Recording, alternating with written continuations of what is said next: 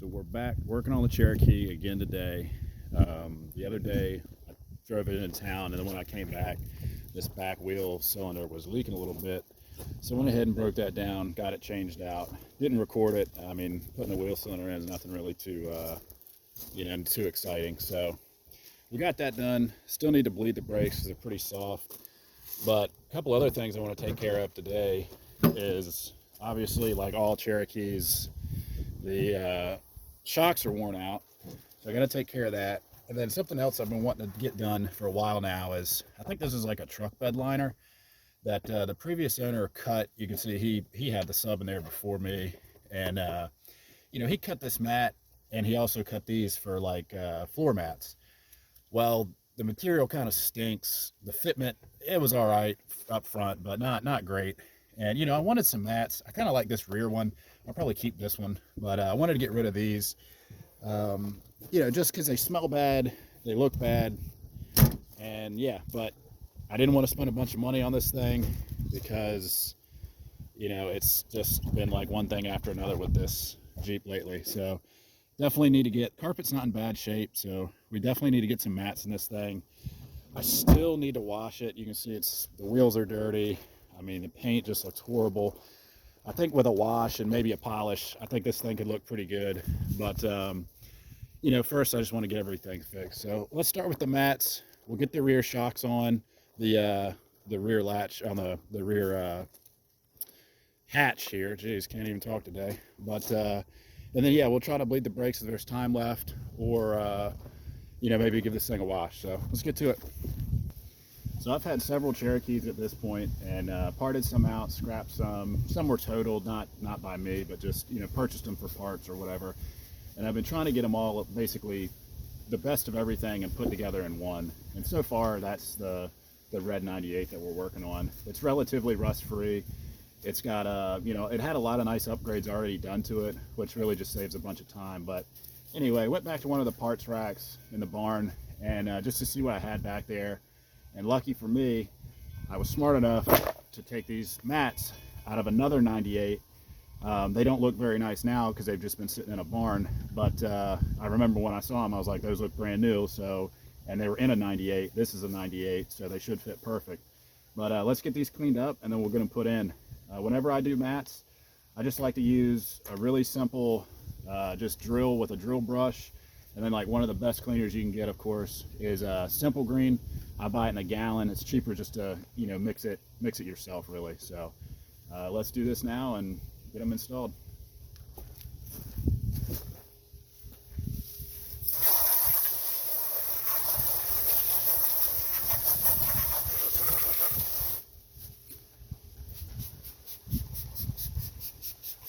This usually makes pretty quick work of it too, so it's a pretty good method. A lot of people use it.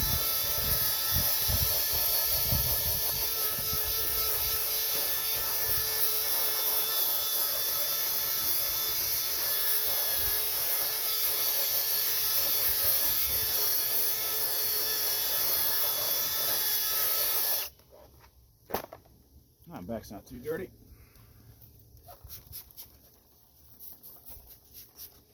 Do it anyway.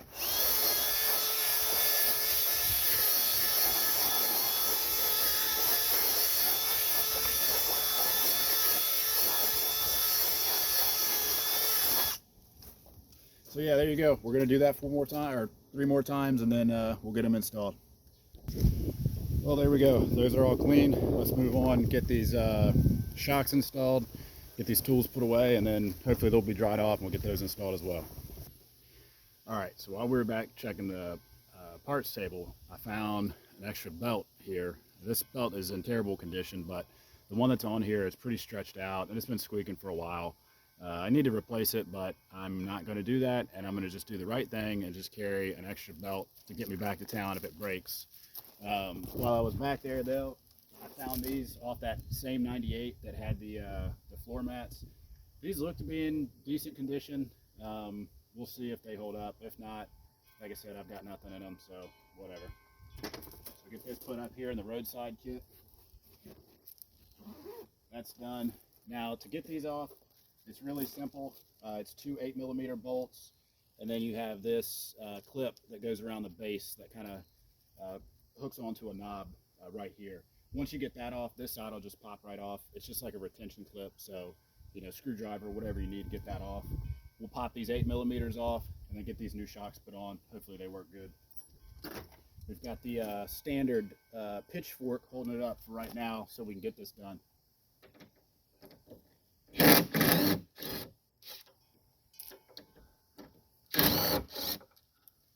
I know what you're thinking. This is not an impact rated socket. Well, that's where you're wrong. It is. Nah. And I dropped the bolt, so we'll find that later. All right, this should just pull right down.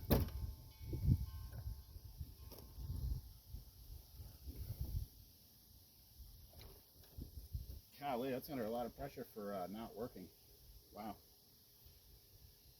All right, well we'll have to fully extend it while we get it off, and then do the same to put it back. So it'll be kind of awkward because I'll have to drop the prop off here.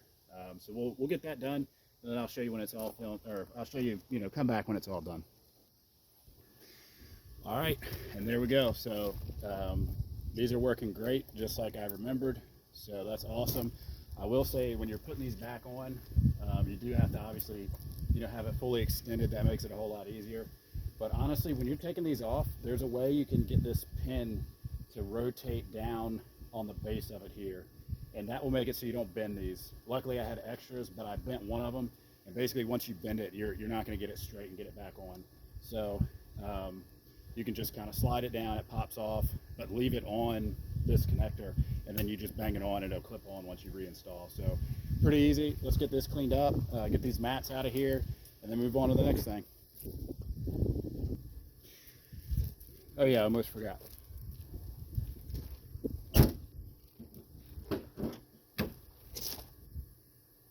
Nice. All right, so my brake bleeder is not here today, so we're gonna go ahead and try to just do this the lazy way and do it ourselves here. We got the old Mighty Vac hand pump. These are pretty nice if you're in a pinch or just by yourself, whatever. So we'll get this hooked up, see if we get some fluid out of this one, and then move on while we're waiting for those floor mats to dry. So this hooked up to here.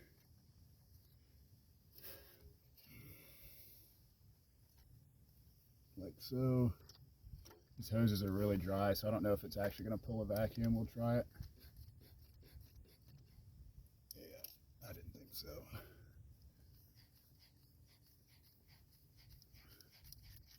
All right, we got to grab another hose. This has been used before, so it's just too stiff to get a good seal. So be right back.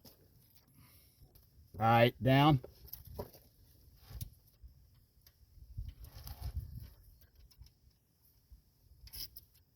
Up. Down. Up. Down. Up. That should be good. Thank you.